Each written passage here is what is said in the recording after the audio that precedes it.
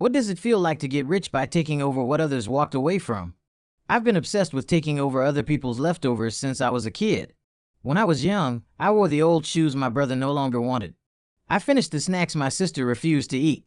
After growing up, I decisively stepped in and took over a college campus beauty no one wanted, Willow. 3 years into our marriage, Makoto showed up at my door on a rainy night. He said, "Willow, you once said that if I asked you to marry me, you would say yes. Does that still count?" Willow stood between the two of us, her eyes reddening. Before she could say a single word, I raised my hand and stopped her. I said, "No need. Being able to marry you is already more than enough for me."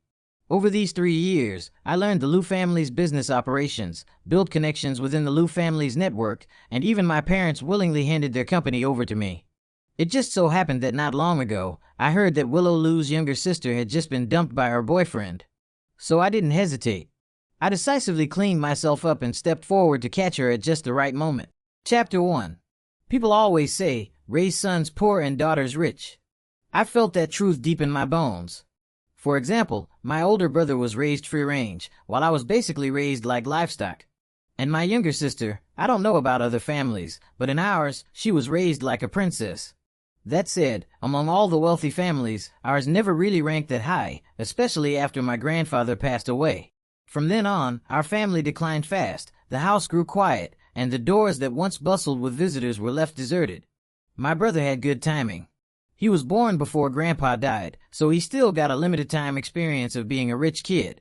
By the time I was born, my dad's business had been sabotaged. He collapsed completely and spent his days drinking himself numb outside the house. I grew up watching my mom cry every day, surviving on what she called her bitter milk. When I was 8, the school held a Children's Day event. Every kid could wear a brand new pair of shoes they liked to school. I didn't have any. My brother did. I begged my mom for a whole week, asking her to agree to buy my brother a new pair of shoes as his birthday gift. Sure enough, my brother was thrilled when he got them. Then, without much thought, he tossed me his old pair, the ones that were too small for him. When he threw the shoes at me, his face was full of obvious impatience. He said, "George, our family used to be a prestigious household. Can you stop acting like a beggar, squatting outside my door every day picking up trash?" I pretended not to understand the sarcasm in his words. I looked up at him and grinned. "I won't allow you to say that. My brother's things are not trash." He was left speechless for a moment. After that, my once empty cabinet slowly filled up with toys and picture books. All of them were things my brother no longer wanted. He'd say he was already bored of that racing car, or that something was outdated, yet those toys were clearly just bought, their packaging still unopened. So I kept living off whatever my brother wore, played with, or used. My mom often whispered in my ear that the family conditions were bad, and boys didn't need to be too picky. I nodded obediently, showing I understood. Then my sister was born. Somehow, my dad suddenly turned over a new leaf. He became devoted to the family, carried my sister around every day, grinning like an idiot. He adored her beyond measure. How should I put it? My sister grew up with closets full of beautiful clothes. She attended elite private kindergartens. I once questioned it, but my dad said, "A man must strengthen himself. George, work harder and don't fuss over these things. Suffering a bit does no harm to boys." My nickname is Tardy, meaning the child who arrived too late. Growing up, the sentence I heard most from my mom was, "You have no luck. The family went bankrupt, and then you showed up." But my sister arrived even later than I did. So why was she so lucky? When I raised objections, my mom immediately changed the subject. "If you want to blame someone, blame that useless father of yours. And now you're even blaming me, you heartless brat. I've suffered so much for you kids, my fate is miserable. I'm an outsider by surname, working as a nanny for the Wang family 365 days a year. My sister's nickname is Jenny, meaning a precious gift sent from heaven. So compared to me, my parents liking my sister more was beyond any doubt. My dad, who proudly called himself a daughter-obsessed dad, spoiled her to the extreme. Everything she ate and wore was the best. Even her studies were handled by famous private tutors. She was treated like fragile porcelain, held in the hands for fear of dropping her, cradled in the mouth for fear of melting. My dad personally drove her to and from school every day. As a result, after middle school, my sister had fewer and fewer friends. I felt terrible for her. I'd rather skip evening self-study every day than miss seeing her, riding buses for over 10 stops just to visit her elite school. Maybe because I learned early how to read people and sense their needs, some classmates gradually became willing to play with my sister. But she still had tutoring classes. So she came to me for help. I hesitated, looking troubled, but could only agree reluctantly. I said, I really dote on you.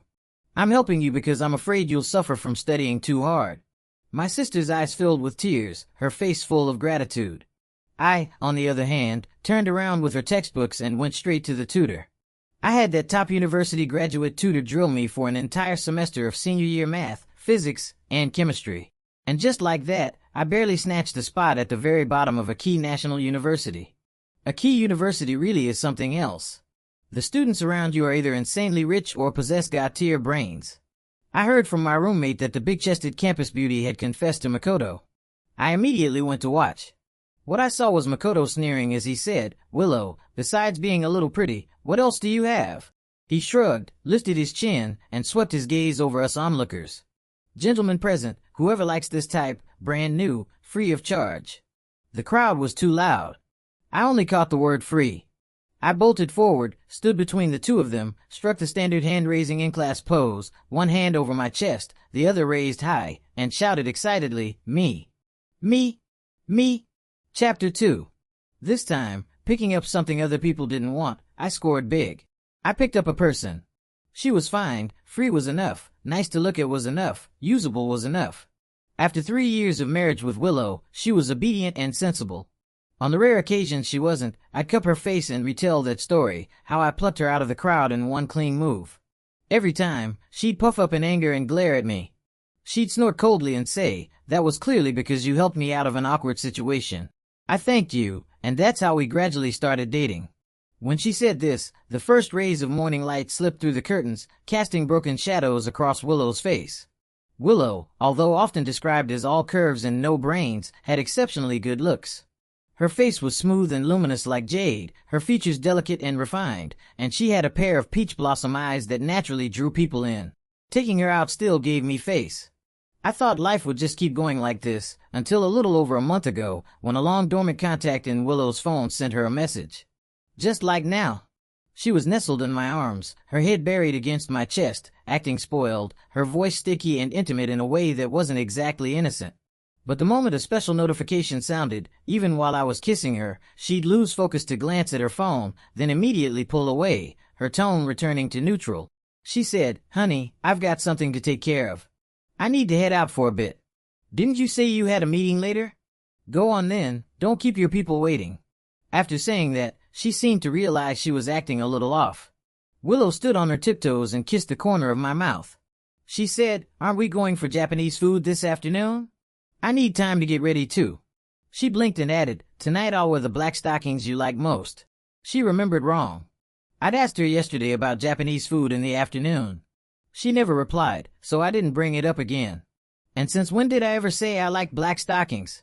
No idea which kind-hearted soul had personally trained her a bit, nor which generous person bought her those stockings, just to have her wear them for me to see.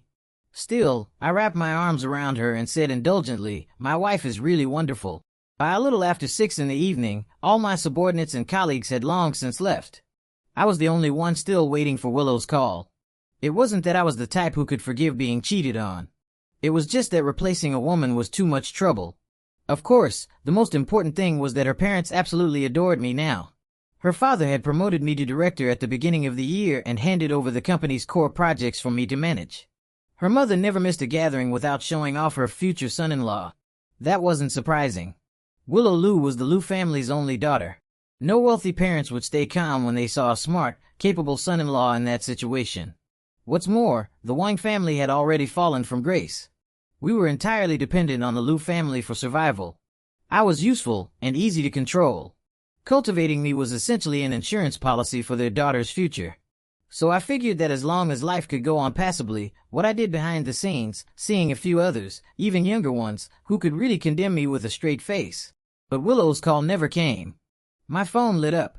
It was my mom. Her tone was shocked, overflowing with concern for me. "George, guess who I just ran into while shopping?"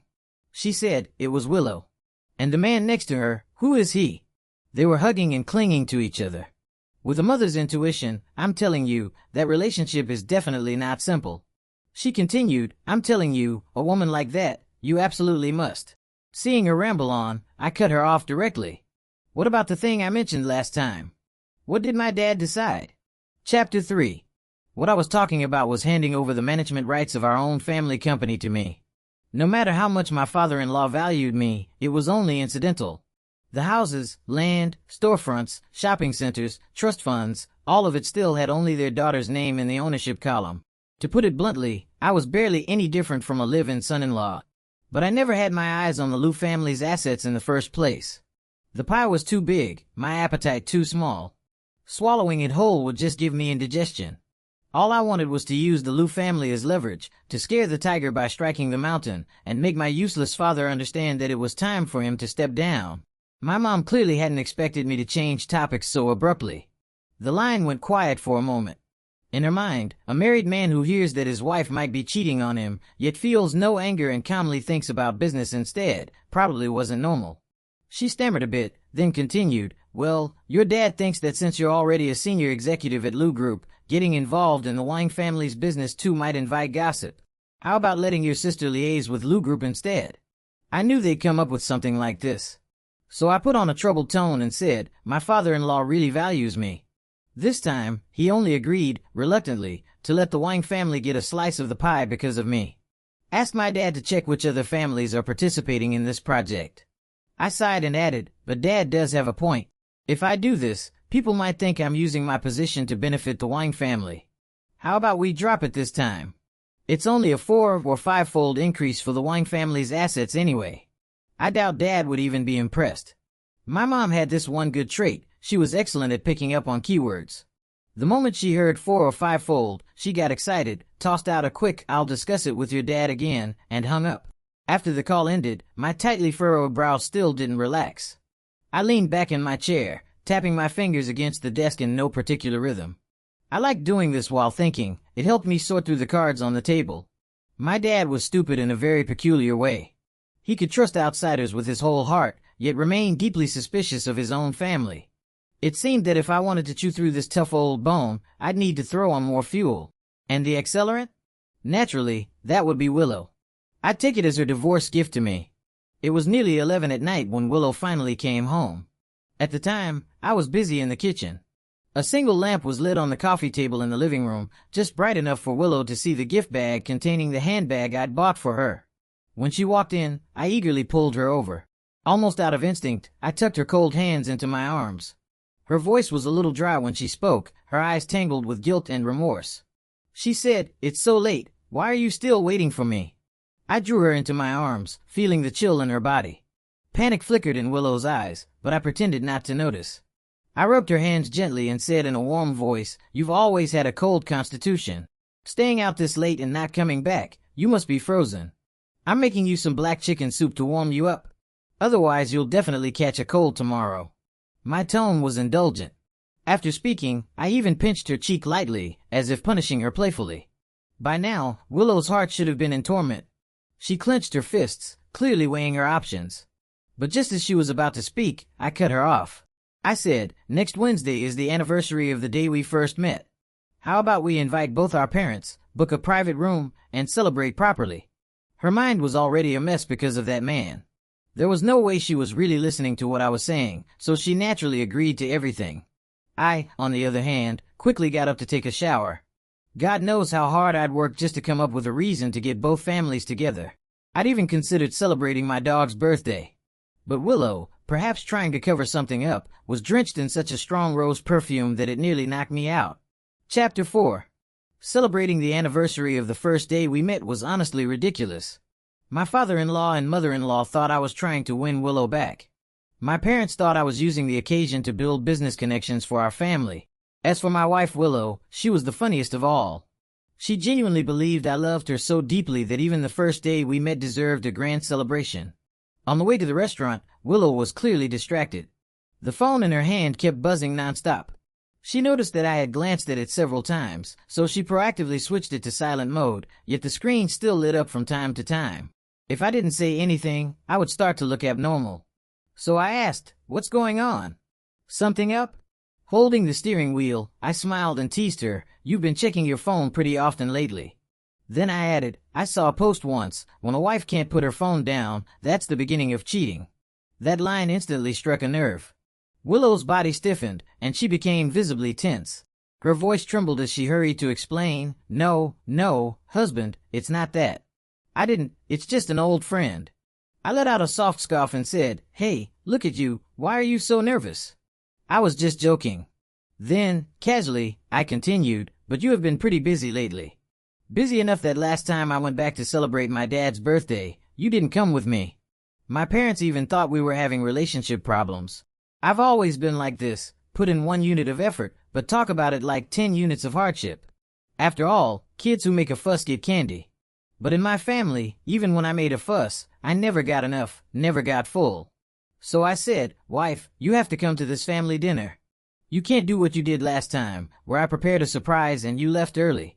But as we got out of the car, I looked at her phone again and sighed. Then, magnanimously, I offered, if it really won't work, then go. You look so distracted, it must be something important. I added, as for me, I'm fine. Honestly, it's just celebrating the day we first met. It's not like it's a wedding anniversary. Even without you, it can still be a family dinner, just the younger generation showing concern for the elders' health. I said, Don't worry, wife. I'll smooth things over with the parents.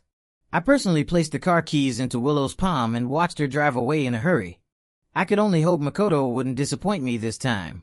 If Willow came back too early, this little one-man show of mine wouldn't be possible at all. Chapter 5. When I walked in alone, both sets of parents showed a moment of confusion. My mom and her mom were the first to react. The smile on my mom's face instantly collapsed. As for my mother-in-law, she asked in disbelief, Where's Willow? Does she have something going on again? She knew perfectly well what kind of something her daughter had going on. After me, Willow's mother was the second person to realize her daughter had a problem. After the marriage, I still frequently took Willow back to her parents' place to keep up appearances and maintain family ties. But over the past month, Willow hadn't shown up even once. At first, I was the one encouraging Willow to do things she wanted to do. I told her to go for it, that no matter what happened, I'd clean up after her. Later on, she started coming home very late. By this point, I no longer needed to intervene. If I said too much, I'd look like a useless husband and risk making my father-in-law doubt my competence. If I said too little, my mother-in-law might think I had ulterior motives, that I was marrying into the family to seize her daughter's inheritance. All I needed to do was, when her parents asked, let my expression turn a little unnatural and casually say while drinking water, Willow has her own things going on. As for whether her parents later asked around or followed her themselves, I would simply pretend I didn't know they already knew. The meal was outwardly harmonious, but beneath the surface, all four of us were riding undercurrents of unspoken thoughts. I served rice, picked up dishes, and occasionally added, Willow seems to have opened a shop with her close friends recently. Her mental state looks much better. Seeing her have her own career, I'm genuinely happy for her. She deserves a broader life. After my in-laws left, my mom couldn't wait to question me. I finally dropped the smile I'd been wearing for so long, my face instantly filled with exhaustion. I sighed and said, all I know is that it seems to be her first love from college. But for now, they're both still holding back, nothing has crossed the line. My dad slammed the table in anger and shouted, your wife is about to be stolen away, and you're just sitting here sighing, what's the use of that? Tell me, are you spineless or what? You've done so much for the Liu family. And her parents, two misers.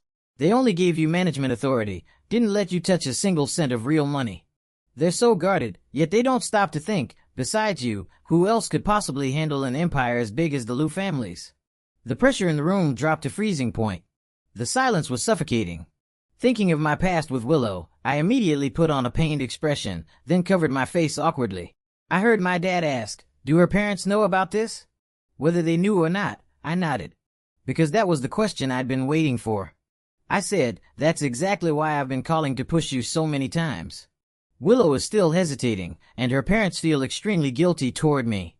If Willow doesn't kick up a fuss about divorce, that's one thing, but if she really starts acting up after the divorce, can our two families' businesses still work together? After I finished speaking, my dad stared at me for a long time. This might have been the first time since I was born that my father truly saw me. He wavered. Perhaps after seeing too much of my brother's rebellion and my sister's spoiled willfulness, he was finally discovering my value for the first time. His gaze gradually softened, pride rising in my eyes, not just pride in me, but in himself as well. Like a real father, he patted my shoulder and said in comfort, "Come to the company tomorrow and sign the responsibility transfer agreement." I almost couldn't hold back my laughter. As the saying goes, if a son does not resemble his father, the father despises him. If a son does resemble his father, the father grows suspicious. So from childhood to adulthood, I have always prided myself on knowing exactly when to act and when to hold back. But this time, I truly couldn't help laughing. This idiot, what kind of business in the world could possibly multiply one's net worth 4 or 5 times overnight? My father really does fall once, then again, and then once more. Chapter 6. In the past, whenever Willow and I had conflicts, my dad would always scold me, tell me to apologize and soften my tone, saying that family wasn't a place to argue about right and wrong. Now he doesn't say that anymore.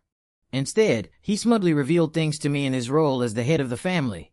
This time, don't be too humble. Make your stance clear. Let them panic a bit. Negotiating business later will be much easier. My mom, meanwhile, urged me to hurry up and get Willow pregnant.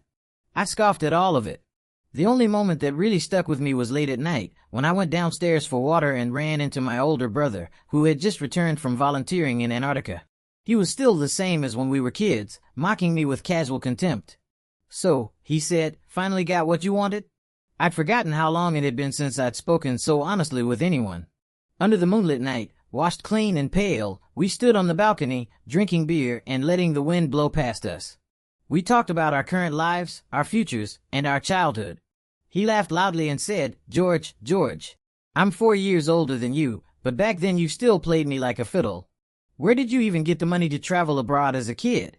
You secretly sold my medals, didn't you? And later, I was wondering why you were still working part-time in senior year. Turns out you were secretly taking private tutoring behind mom and dad's backs." I just smiled and said nothing. In truth, my brother was both right and wrong. When I was little, I didn't actually pick up that many of my brother's discarded things. Only 2. One was his shoes. The other was the gold medal he threw into the trash, the first-place medal from a piano competition. The shinier and more dazzling that medal was, the more it reminded him of the period when his life had fallen into the mud. But in my eyes, it was nothing more than a resource that could be exchanged. That competition had been funded by my grandfather back then. Even the medal itself was custom designed by a professional designer. The gold on it was real gold. I remember taking the medal to school, showing off for a brief moment, then heading straight to a gold shop to have the gold melted down. I deliberately kept some gold powder and had it made into 10 gold-plated rings. Then I went around school telling stories. At the time, The Lord of the Rings was wildly popular. Classmates talked about it nonstop. In full educate mode, I said, "My dad brought these back from Europe while inspecting projects. Who knows, maybe one of them is the One Ring." Of course, no one believed me. But that didn't stop kids from being tempted by the idea that all it took was 1 month of classroom cleaning duty to own a magic ring of their own. That entire semester, I didn't clean the classroom once. Every day after school, they cleaned for me. I stood in the hallway reciting classical poems. That year, the city was hosting a children's classical poetry competition. Second prize was a 3-day trip to New Zealand. After winning, I used the money I'd saved to buy myself a camera and some necessities. On the day I was about to leave the country, my brother clung to my mom, making a scene and insisting he wanted to go too. To calm him down, I had no choice but to lie, telling him the One Ring was hidden under my bed, turning him into Gollum for a while. As for my sister's tutoring classes, that took even more effort. Back then, no one wanted to play with her. So I helped her classmates with their homework for free, begging them to play with her. Later, the homework help business expanded, and I started charging $200 per subject per day. I outsourced the work to college students, had them imitate each client's handwriting, and adjust the difficulty so the grades showed steady improvement. When parents saw their kids' grades rising, the happier they got, and the more pocket money they gave their kids. Which meant the more I earned. Eventually, my sister grew dissatisfied with my mom's suffocating control. So she came to me and said the words I've been waiting to hear all along. "Brother, how about you go to the tutoring classes for me instead?" Chapter 7. Truth be told, by then I'd already made a lot of money. I was fully capable of hiring a private tutor for myself. But I still wanted to take my sister's. For no other reason than that I couldn't stand how pampered she was, or how my dad doted on her like a textbook daughter-obsessed father. The family had clearly become wealthy again, yet it never once crossed his mind to invest in me.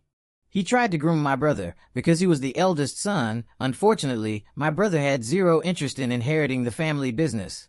He tried to groom my sister, because she was pretty. Unfortunately, she was a lump of useless clay, impossible to prop up no matter how hard you tried.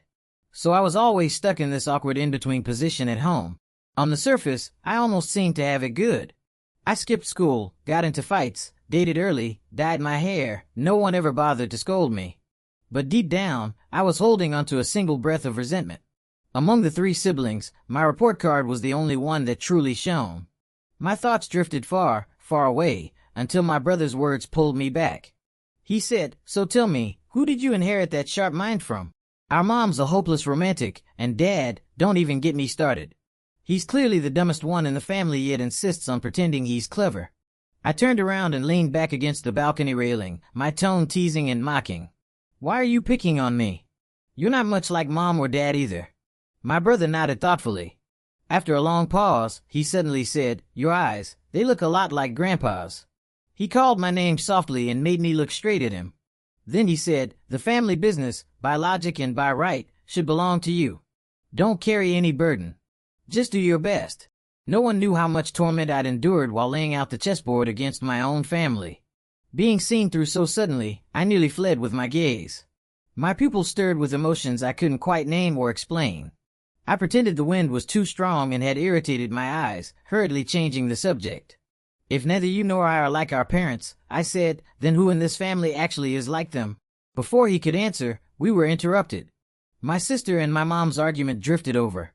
We heard my sister shout at my mom, "He's stringing me along because he loves me. Why isn't he stringing you along?" My brother and I locked eyes. Then we burst out laughing, doubled over, unable to stop. Chapter 8. The moment I received the appointment letter, I asked myself whether I was happy. I had been plotting for nearly 5 years. Almost from the first time I saw Willow, when I confirmed she really was nothing more than a naive, hopeless romantic, I'd already sketched out the framework of my plan. Taking control of my own family company was power. Joining Lou Group and securing a 7-figure annual salary was money. Marrying Willow Lou and gaining access to the Lou family social and business network was status and influence. Money, power, fame, connections, I truly had everything I wanted. But what about Willow? Back in college, her sincerity had been trampled on, and I'd been a witness to it. Looking back at the 3 years of marriage with Willow, I had to admit, I'd actually lived quite happily. Willow wasn't my ideal partner. She had no real opinions of her own, was easily swayed, listened either to her parents or to her best friends. Her personality was a little awkward too. She'd sulk at the smallest thing and expect others to guess what was wrong. But in our first year of marriage, because of business entertaining, I drank myself into chronic gastritis. So that pampered heiress who'd never lifted a finger in the kitchen rolled up her sleeves and learned to cook for me, trying again and again. Her arms blistered with large patches of burns. People like me are, frankly, ungrateful. It wasn't as if we didn't have housekeepers. What was the point of doing something so self-sacrificing just to move yourself emotionally? Not to mention that porridge, even a dog would shake its head at the smell. Watching Willow with tears pooling in her eyes from the pain, I couldn't stop mocking her in my head. Yet my hands, applying ointment to her burns, grew gentler and gentler. More than a year into the marriage, our relationship was still steady. Willow had also hinted more than once that she wanted a baby. But things didn't go as hoped. After multiple failed attempts, we went to the hospital, only to learn that Willow was infertile. I chose to shoulder the blame myself. Because of that, I endured no small number of cold looks from Father Lou and Mother Lou. The most humiliating incident was when Father Lou chewed me out for half an hour during a meeting over a minor mistake at work. But who was I? I actually wish they'd reacted more fiercely, better yet, slapped me across the face in front of everyone. That way, my returns would be even greater.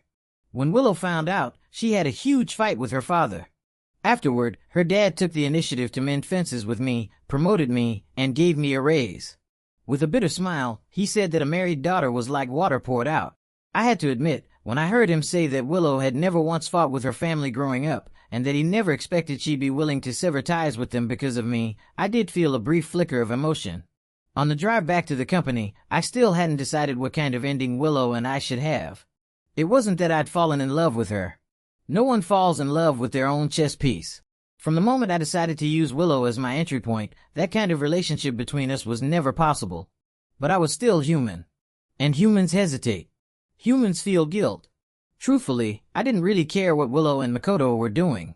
Even if the two of them were wrapped up with other men and women every single day, as long as I wanted to, I could still calmly continue playing the role of the perfect husband. But I'd already gotten what I wanted. There was no need to keep living like this, so fake, for so long. Chapter 9. So in the end, I handed the decision back to Willow. You could say it was a tiny bit of compensation on my part. Back at the office, I leaned against my desk with a blank expression, smoking. At some point, rain began to fall.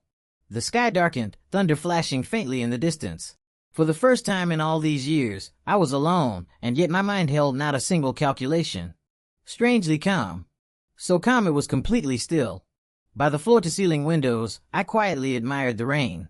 Until a familiar figure suddenly broke into my field of vision.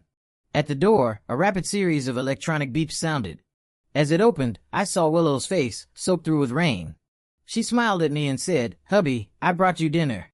You must be starving, right?" This woman, who was terrified of thunder, was shivering from the cold herself, yet all she cared about was whether I'd eaten. After driving back, Willow, her shoes completely soaked, weakly threw herself into my arms and asked me to carry her upstairs. If we were just dating, that might have been romantic. But we weren't. What I was planning had never really had anything to do with Willow as a person.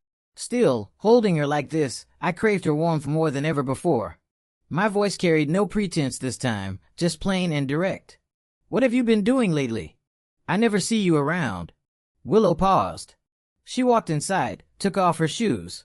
When she spoke again, her excitement was impossible to hide. "It's over," she said.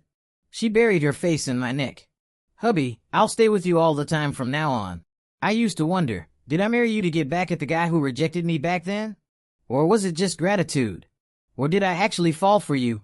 But now I finally understand."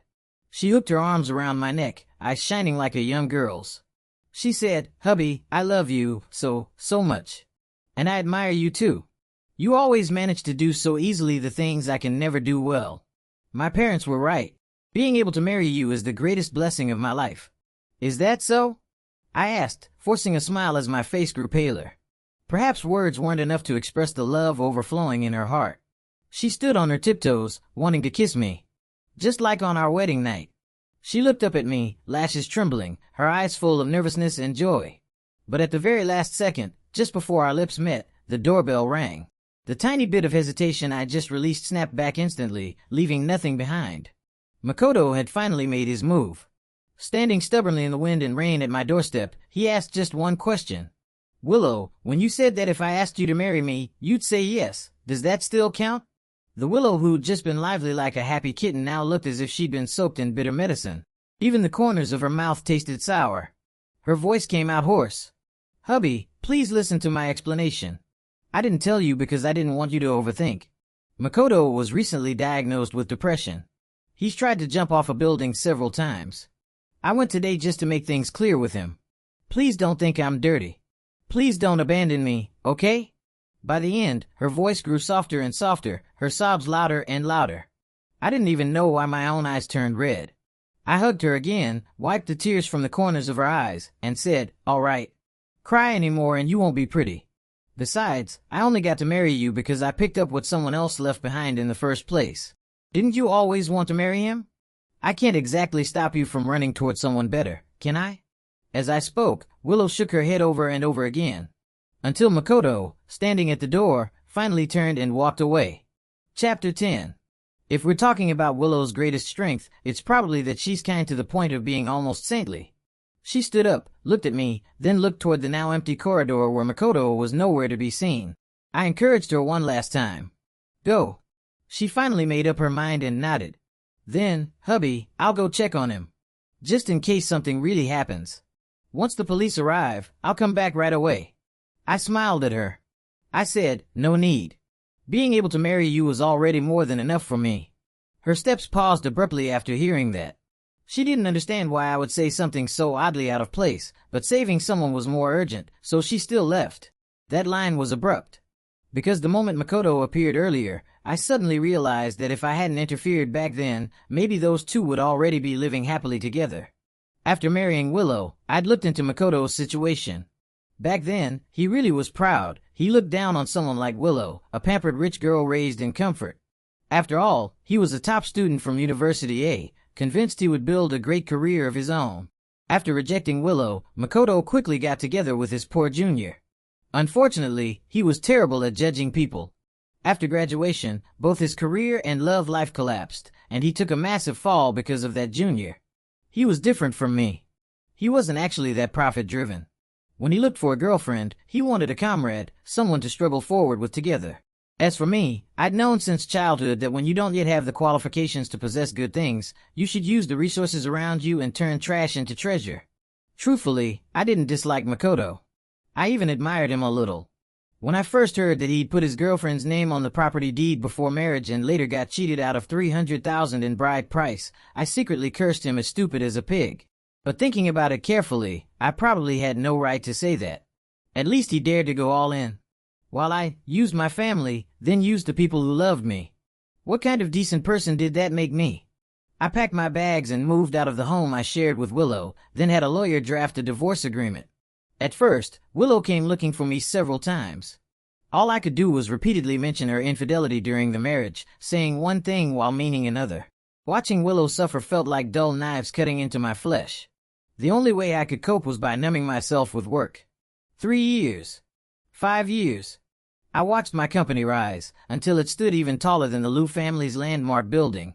Standing in the CEO's office at the very top floor, I asked myself a question my brother had asked me many years ago. Are you happy now that you've gotten what you wanted?